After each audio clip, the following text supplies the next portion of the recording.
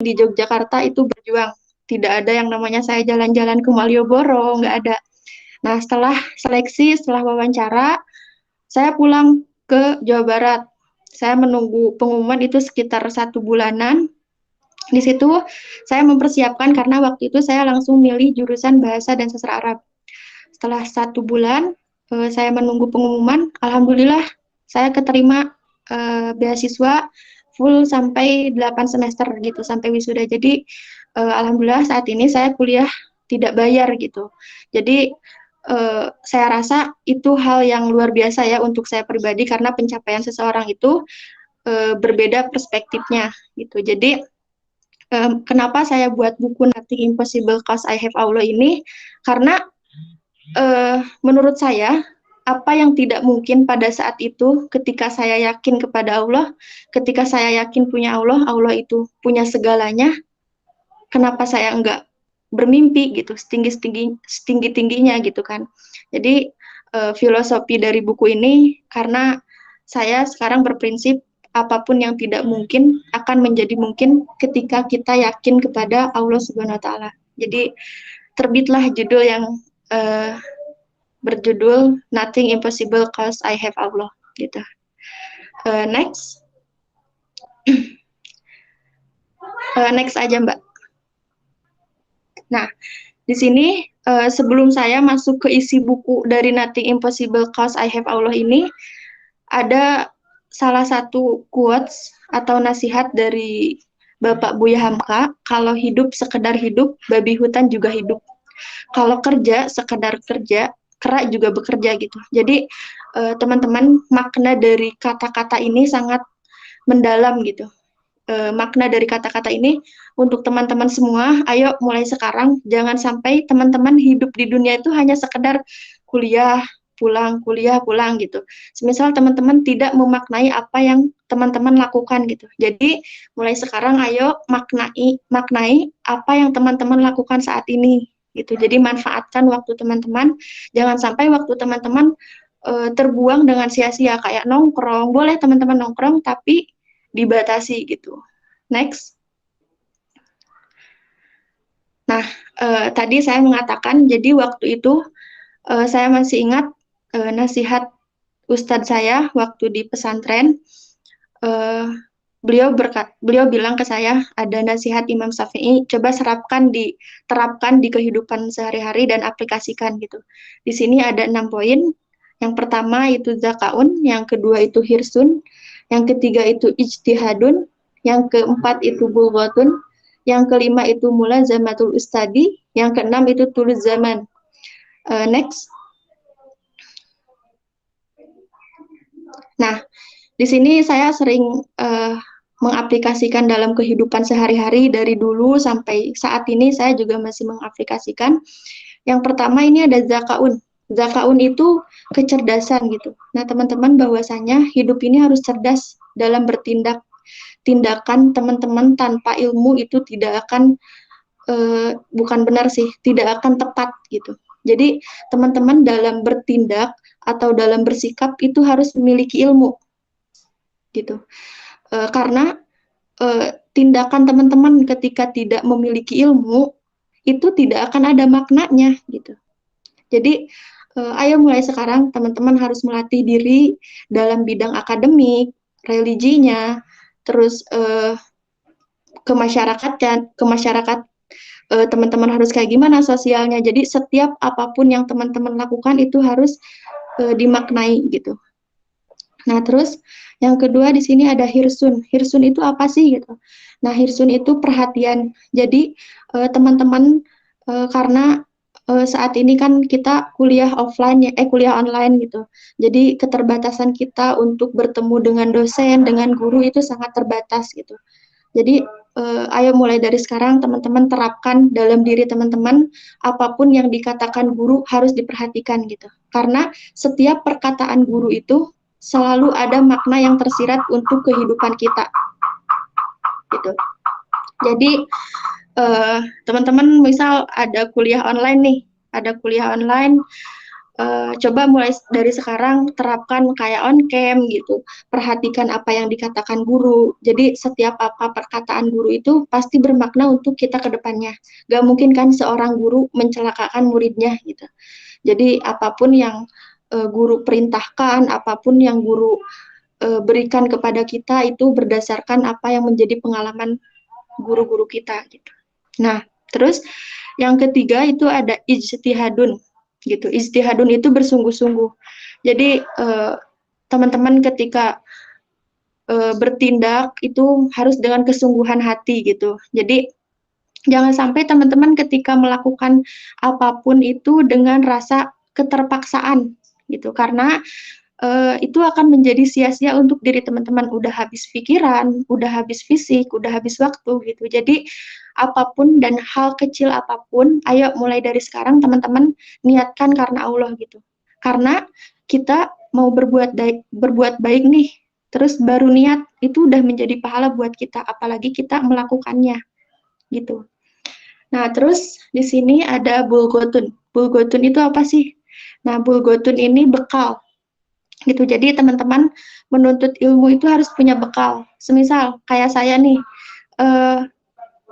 nanti ada kuliah offline, terus saya ada mata kuliah i'rob misal. Terus sayanya nggak ngerti nahu sorob gitu. Gimana caranya saya ngerti i'rob kalau saya nggak ngerti nahu sorob. Jadi setiap teman-teman mau mempelajari suatu ilmu, mau mempelajari suatu uh, pengembangan diri, itu harus mempelajari dulu terlebih dahulu. Minimal teman-teman harus belajar dasarnya gitu. Karena kita hidup di dunia itu untuk belajar, belajar, dan belajar gitu. Next. Nah, di sini ada mulazamatul ustadi. Seseorang dalam majelis ilmu itu harus di hadapan guru mematuhi ucapannya dan perilakunya. Jadi ketika seorang guru memerintah kita, kita harus tunduk kepada ucapannya dan kita mengamalkan apa yang beliau bicarakan kepada kita. Jadi ambil baik-baiknya saja dan keburukannya kita jadikan pelajaran untuk kedepannya gitu. Nah, di sini yang terakhir ada tul zaman. Jadi dalam menuntut ilmu itu kita butuh waktu yang lama. Semisal teman-teman pengen jadi dokter, pasti harus kuliah dulu 4 tahun, harus ada koas, harus ada praktek gitu. Jadi ilmu itu kenapa dikatakan penting untuk kehidupan kita? Karena kita hidup di dunia itu untuk mencari ilmu gitu, untuk belajar. Jadi semisal kayak kenapa ilmu itu dikatakan penting untuk kita? Kalau semisal perumpamaan materi itu habisnya hanya di dunia gitu. Nah, kalau semisal ilmu itu ketika teman-teman nanti udah meninggal pun masih menjadi bekal kita untuk di akhirat gitu. Jadi perkataan Imam Syafi'i ini alhamdulillah saya terapkan dari masa-masa saya SMA sampai saya detik ini dan itu terasa banget dalam diri saya gitu. Next. Nah, di sini ada kita sebagai manusia itu terlahir istimewa. Jadi teman-teman, semua apa yang diciptakan sama Allah itu sama sebenarnya gitu. Tapi kenapa ada orang yang pintar dan kenapa ada orang yang biasa-biasa saja. Jadi ini sebenarnya masalah memanajemen waktu gitu, memanajemen bagaimana kita belajar gitu. Kenapa sih orang itu pintar sih gitu kan? Karena orang yang pintar itu mudah memanajemen waktu, belajarnya tepat, punya roadmap hidup gitu. Dan kenapa yang ini biasa-biasa aja? Karena biasanya dia nongkrong, main-main gitu. Nah, teman-teman di sini harus milih mau jadi orang yang berhasil atau yang tidak berhasil. Kalau misal teman-teman nggak mau jadi orang yang berhasil, ya udah nggak usah belajar gitu. Jadi belajar itu tidak hanya pada masa perkuliahan gitu. Belajar itu sebelum teman-teman di sini kan rata-rata mahasiswa nih. Jadi sebelum masuknya perkuliahan minimalnya teman-teman baca-baca dulu lah apa sih materi yang akan disampaikan nanti sama dosen gitu. Biasanya kan dosen ngasih materi itu H-1 atau beberapa jam ke perkuliahan gitu. Nah, jadi untuk sekarang ayo teman-teman mulai buat roadmap hidup, terus mulai buat memo gimana teman-teman nanti ke depannya. Jadi persiapkan dari sekarang, karena kalau nggak sekarang dan hari ini, kapan lagi gitu teman-teman bisa memperbaiki hal itu. Next. Nah, mulai dari sekarang, habits itu kebiasaan kita. Jadi dulu saya menerapkan suatu kebiasaan itu dalam waktu 40 hari. Contohnya, saya jadi suka baca, itu dalam waktu 40 hari setelah subuh, saya harus baca. Nggak boleh tidur lagi. Biasanya kan rata-rata kita mahasiswa karena malamnya gadang, paginya tidur gitu. Jadi untuk sekarang, ayo biasakan teman-teman habis salat subuh, tilawah dulu, terus baca buku biar nggak ngantuk juga gitu. Nanti terkait teman-teman baca bukunya mau kayak gimana, metodenya terserah teman-teman gitu. Kita bisa baca buku uh, webtoon atau apalah, itu yang penting kita baca sedikit gitu. Jangan hanya baca story orang, baca chat-chat orang gitu. Jadi mulai sekarang lakukanlah hal yang penting yang membuat teman-teman bisa sukses di masa depan gitu. Nah, terus yang kedua itu berani bermimpi. Teman-teman boleh bermimpi setinggi apapun karena Allah sudah memfasilitasi itu untuk kita semua gitu. Jadi Allah itu memiliki segalanya. Ketika teman-teman pengen HP iPhone 13, itu masih kecil untuk Allah gitu. Jadi ayo dari sekarang mulai bermimpi setinggi-tingginya, karena setiap mimpi apapun itu akan terwujud ketika ada kesungguhan dari diri kita sendiri. Gitu. Nah terus be yourself. Jadi teman-teman harus jadi diri sendiri. Jangan sampai ketika teman-teman pengen sukses nih, tapi karena pengen dilihat sama orang atau pengen dipuji sama orang, jangan sampai teman-teman jadi orang yang haus akan tepuk tangan orang-orang gitu. Karena nyamuk pun kan ditepuk tanganin langsung mati gitu. Jadi ketika nanti teman-teman sudah berhasil, jangan cepat merasa puas. Gitu. Next. Nah, di sini apa sih definisi sukses versi kalian gitu? Ada yang mau jawab dulu nggak nih? Aku boleh masuk nggak? Oke, silakan. Kalau yang masalah definisi sukses itu kan macam-macam ya. Yang masalah apa itu ukuran kemampuan seseorang. Kalau bagiku sih yang penting apa yang aku agendakan, apa yang aku inginkan itu bisa tercapai seperti itu. Jadinya tapi dengan usaha dan yang aku jalankan seperti itu. Bisa dipahami enggak? Oke, siap-siap. Ini Mbak Abida ya? Iya, Oke, terima kasih Mbak Abida.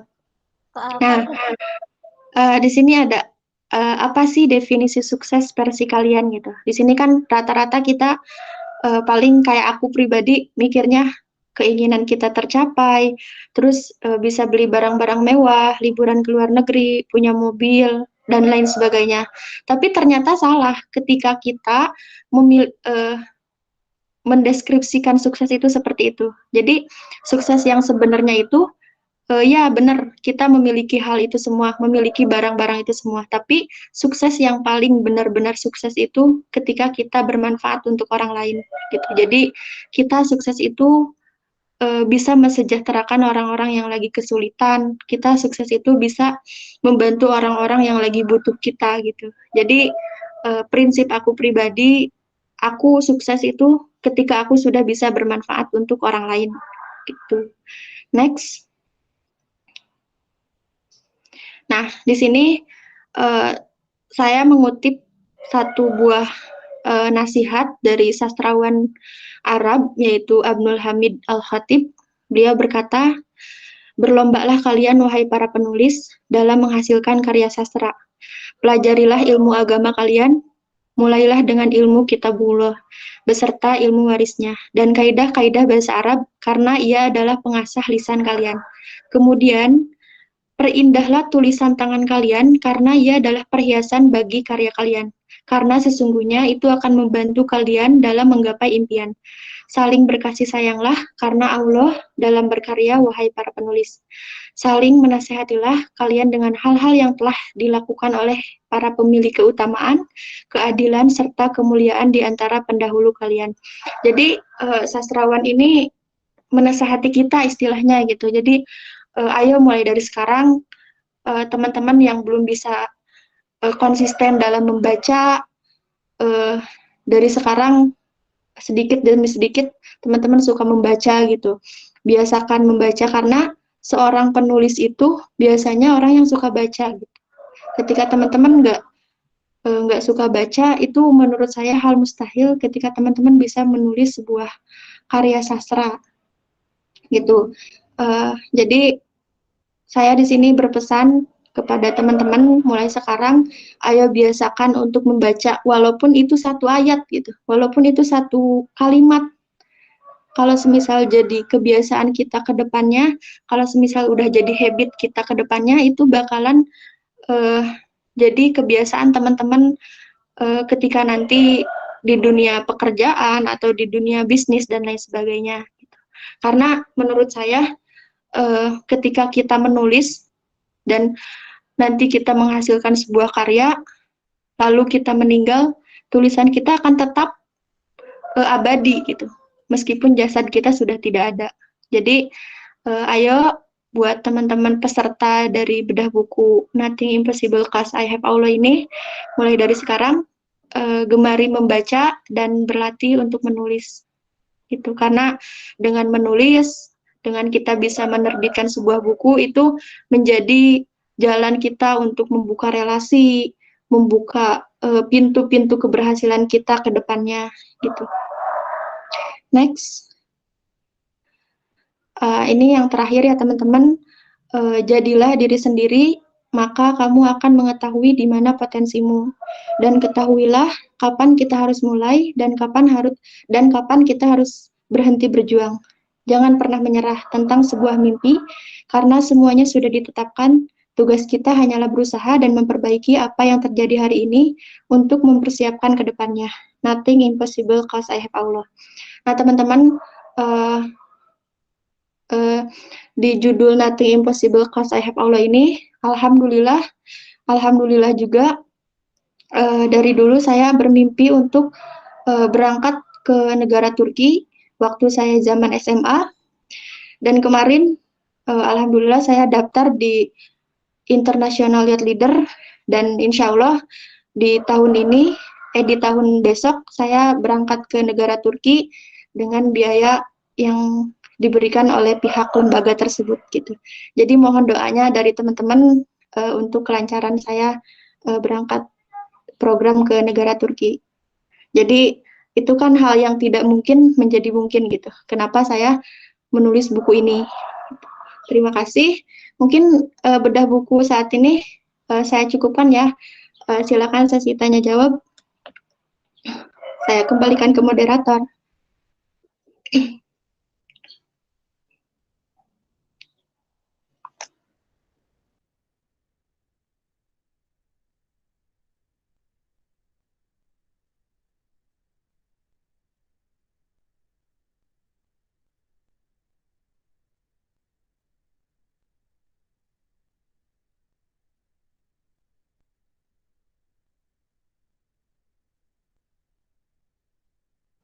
Silakan Mbak Ulia.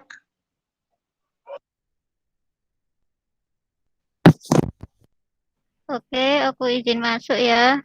Tadi mengenai penjelasan sampean, Masya Allah, mantap dari cerita Salma tentang perjuangan untuk ke kampus. Terus yang ingin aku tanyakan, apa sih yang ingin Salma sampaikan kepada mereka yang di posisi Salma waktu dulu berjuang? Terus apa saja amalan yang bisa menguatkan dalam berproses seperti itu? Karena kan orang berproses kan beda-beda, tapi mungkin dengan Salma menyampaikan amalan atau kebiasaan yang Salma rubah hingga sukses sampai saat ini tuh bisa memotivasi orang lain gitu loh.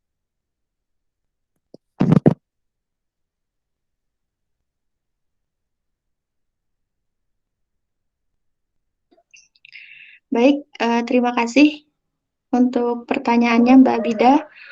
Mungkin di sini kita sama-sama lagi belajar ya teman-teman semua. Namun emang yang saya praktikan dalam kehidupan saya sehari-hari dari dulu sampai sekarang, amalan-amalan apa saja sih? gitu yang harus kita lakukan. Sebenarnya sederhana dan sebenarnya semua orang udah pada tahu gitu amalan apa saja yang harus kita lakukan. Yang pertama itu teman-teman harus istilahnya memuliakan kedua orang tua teman-teman gitu. Apapun permasalahan teman-teman, kehidupan teman-teman di dunia perkuliahan atau teman-teman besok mau menghadapi UTS, itu minta doanya orang tua gitu. Karena keridhaan orang tua itu sangat berarti untuk kesuksesan kita kehidupan ke depan gitu. Nah, terus yang kedua, teman-teman juga harus yang namanya eh, ibadah-ibadah sunnah gitu. Seperti teman-teman sholat tahajud, sholat duha, puasa Senin Kemis, itu teman-teman harus mengaplikasikannya itu gitu. Karena kita tidak mungkin kan kalau semisal berusaha itu hanya hal duniawinya saja. Kita berusaha misal kayak pengen ke negara Turki misal teman-teman hanya berusaha lewat wawancara seleksi berkas itu tidak mungkin kalau semisal teman-teman berhasil tanpa adanya doa kita dan tawakal kita kepada Allah gitu. Jadi untuk teman-teman semua yang sekarang peserta bedah buku, semisal dari mimpi teman-teman belum terwujud, ayo bermimpi sebanyak-banyaknya, bermimpi setinggi-tingginya karena tidak ada batasan untuk kita bermimpi gitu. Ini tergantung diri kita. Kita mau memanajemen waktu nggak gitu untuk mengusahakan mimpi itu terwujud. Gitu. Jadi poinnya ada 3. Yang pertama teman-teman muliakan kedua orang tua teman-teman. Yang kedua itu ibadah sunnah teman-teman dilaksanakan secara rutin dan konsisten. Yang ketiga itu teman-teman buat lingkungan atau teman-teman sekitar itu bahagia sama kita gitu. Jadi kita nggak tahu kan amalan kita yang diterima itu yang mana. Yang penting ketika kita buat teman kita sendiri senyum aja kan itu udah jadi pahala buat kita. Jadi carilah pahala meskipun itu sedikit buat kita. Tuh. Terjawab nggak Mbak Bida? Terima kasih atas pemaparannya, Mbak. Oke.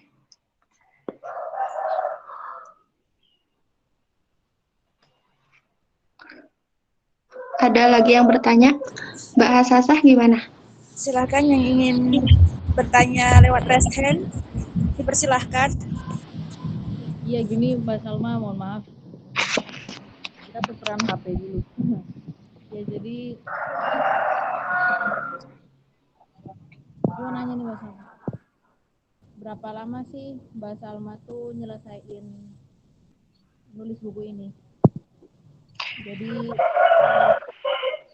durasinya, kan itu kalau tadi kita lihat, masih dekat.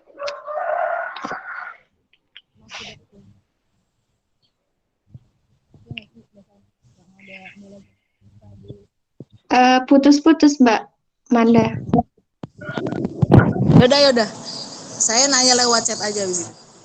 Oke. Mungkin Mbak itu bisa saya bacakan, ada pertanyaan juga di chat, kolom chat tadi.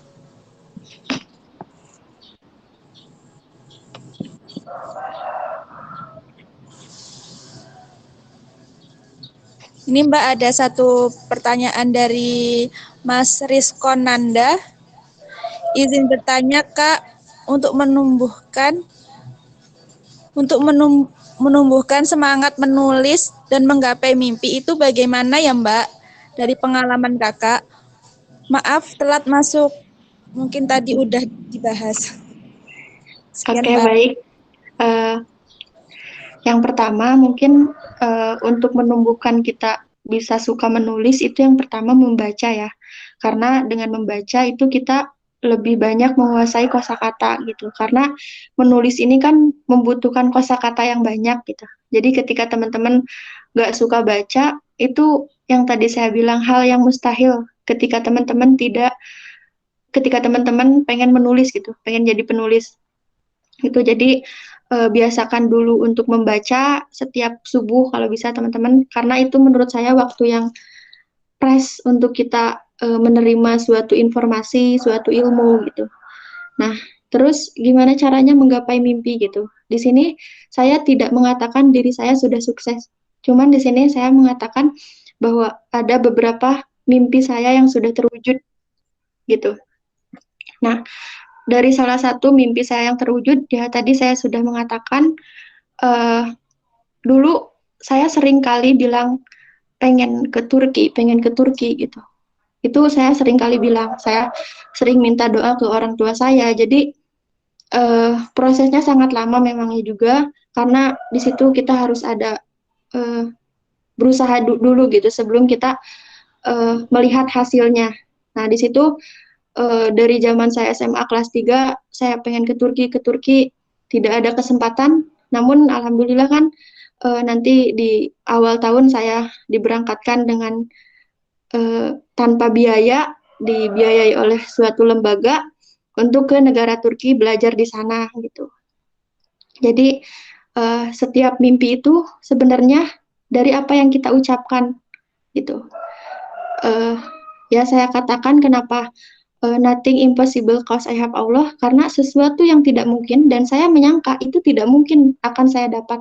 Tapi ketika hati kita yakin kepada Allah bahwa Allah itu pemilik segalanya dan kita minta ke Allah, itu pasti terwujud gitu. Jadi ketika kita bilang pengen ke Turki itu tidak hanya semata-mata bilang gitu, tapi yakinkan hati kita kepada Allah. Gitu Mas Rizkon.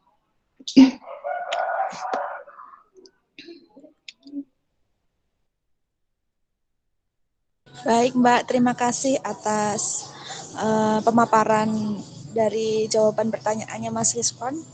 Mungkin ada yang ingin bertanya lagi?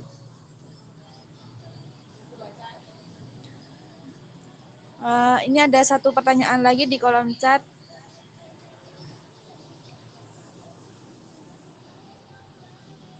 Izin bertanya Kak, berapa lama waktu Kakak Salma menyelesaikan buku ini? Dan untuk kutipan Be Yourself, melihat banyak dari pemuda sekarang yang merasa sulit mengerti jati dirinya, belum percaya diri, dan masalah dirinya dan lainnya.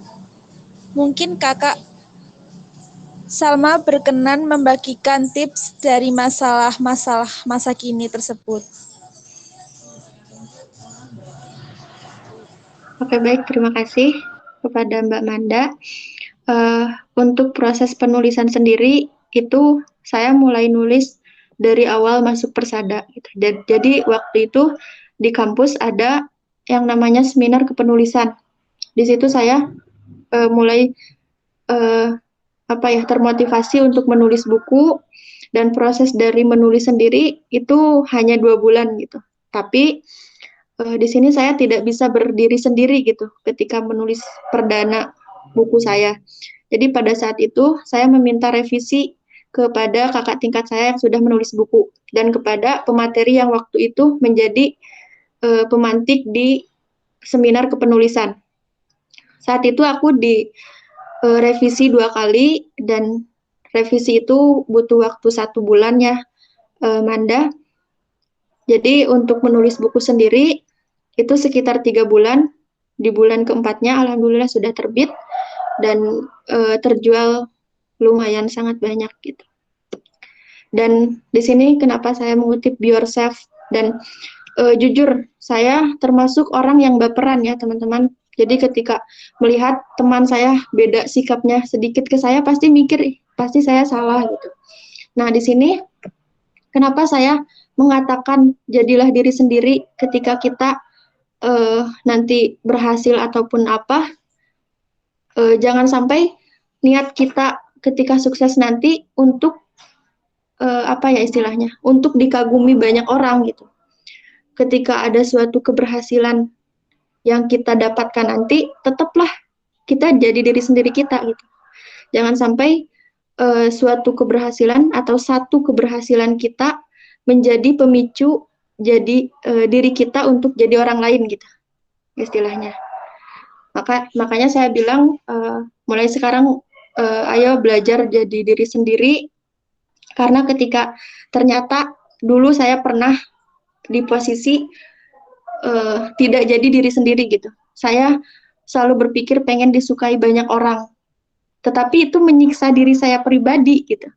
Dan itu membuat saya ngerasa nggak nyaman. Saya disukai banyak orang, tapi diri saya nggak nyaman gitu. Nah, setelah kejadian itu, saya berusaha memahami diri saya. Ketika saya istilahnya berpindah ke suatu tempat nggak di golongan itu lagi, itu membuat saya banyak perubahan gitu. Dimana ketika nanti ada orang yang nggak suka ke kita, ada orang yang mengkritik kita, ada orang yang menjatuhkan kita, tetaplah jadi diri kita sendiri, tetaplah kita berbuat baik kepada orang tersebut, karena kita tidak bisa membungkam atau mendiamkan mereka untuk mengkritik kita, untuk menjatuhkan diri kita, gitu. Itu hak orang lain untuk tidak suka ke kita. Yang penting satu tipsnya, tetap berbuat baik kepada orang lain meskipun orang lain tidak baik kepada kita, gitu. Jadi jangan terlalu dengerin apa kata orang, gitu.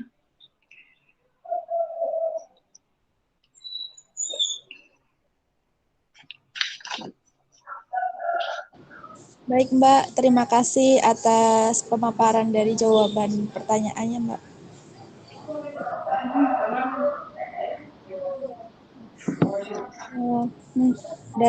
Kemudian untuk kesimpulan dari poin-poin pembacaan bedah buku pada sore hari ini adalah bagaimana cara untuk mendapat beasiswa berkuliah yang dilakukan oleh Mbak Salma, serta cerita perjalanan kuliah Mbak Salma selama dalam meraih cita-cita dan mimpinya.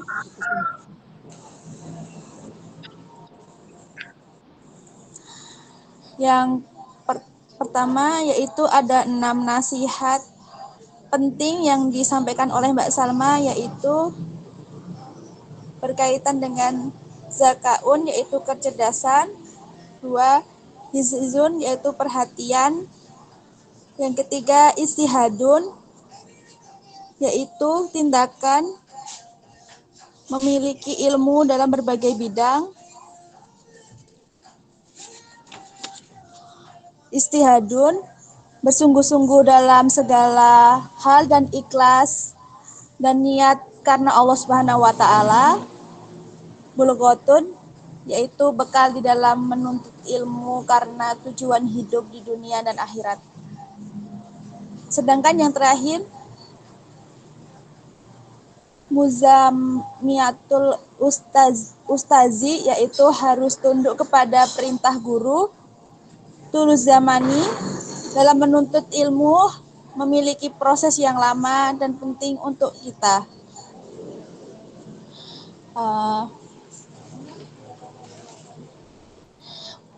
Baik, saya ucapkan terima kasih kepada pemateri untuk kesimpulan pada sore hari ini.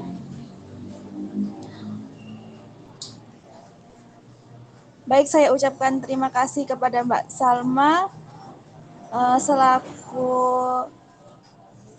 pemateri pada sore hari ini yang sangat luar biasa. Terima kasih juga kepada teman-teman atas antusiasnya dalam bertanya. Mungkin sebelum menutup acara ini ada closing statement, Mbak, yaitu penyerahan sertifikat kepada pemateri dan foto bersama. Monggo Mbak, closing statement dulu dipersilahkan.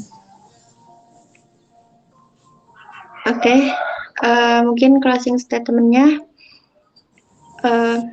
jadilah diri sendiri, maka kamu akan mengetahui apa potensimu dan di mana potensimu. Jangan pernah menyerah tentang sebuah mimpi, karena semuanya sudah ditetapkan oleh Allah Subhanahu wa taala. Tugas kita hanyalah berusaha dan memperbaiki apa yang terjadi hari ini dan memperbaiki apa yang akan terjadi hari esok. Nothing impossible cause I have Allah. Nun wal qalami wa mayasturun fastabiqul khairat. Wassalamualaikum warahmatullahi wabarakatuh. Mohon maaf bila ada salah kata atau banyak kekurangan dari saya masih sama-sama belajar sama kayak teman-teman gitu. Terima kasih untuk para penyelenggara bedah buku ini. Baik Mbak, terima kasih atas closing statement-nya Mbak Salma. Selanjutnya penyerahan sertifikat kepada pemateri dan foto bersama.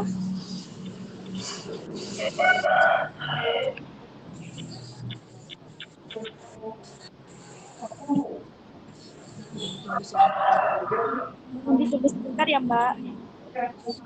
Oke.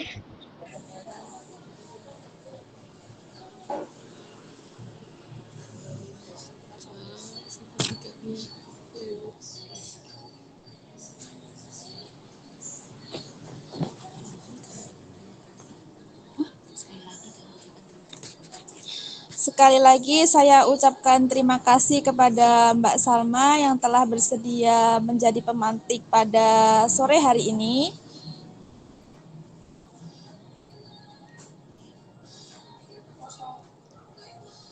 Kemudian selanjutnya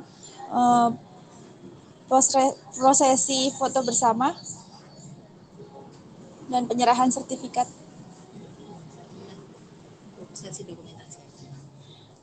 Selanjutnya ada prosesi dokumentasi.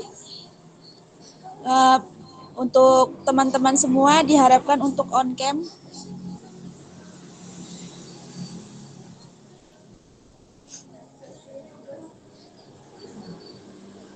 Teman-teman on cam.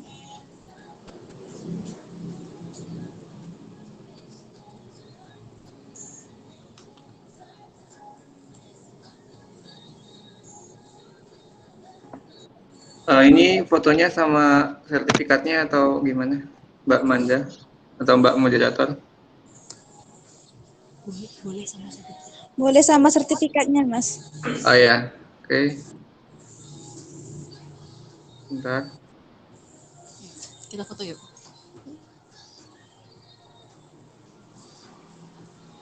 Tiga, dua, satu. Lagi.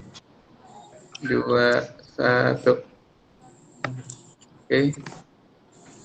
Mungkin sertifikatnya bisa hasilnya diberhentiin biar kita foto yang besar.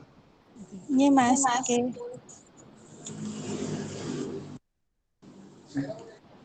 Oke, bentar. Selanjutnya teman. Lagi di foto dulu. Oh, di foto dulu. Ya, 3, 2, 1. 3, 2, 1. Oke, terima kasih.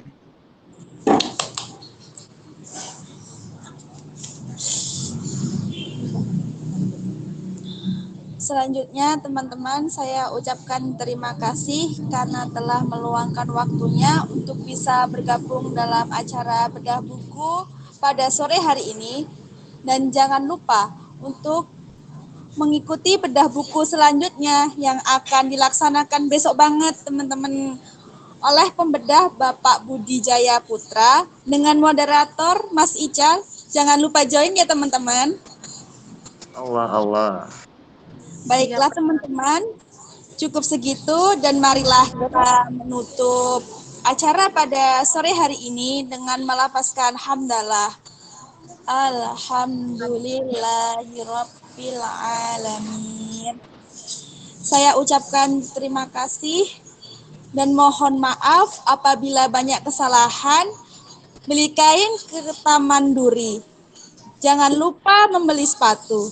Saya Hasasa Sulistiawati, pamit undur diri. Sekian. Billahi fisabilil haq fastabihul khairat. Wassalamualaikum warahmatullahi wabarakatuh. Waalaikumsalam warahmatullahi Waalaikumsalam. Teman-teman sudah diperbolehkan untuk meninggalkan room. Jangan lupa ya besok join untuk bedah buku yang selanjutnya. Oke, terima kasih.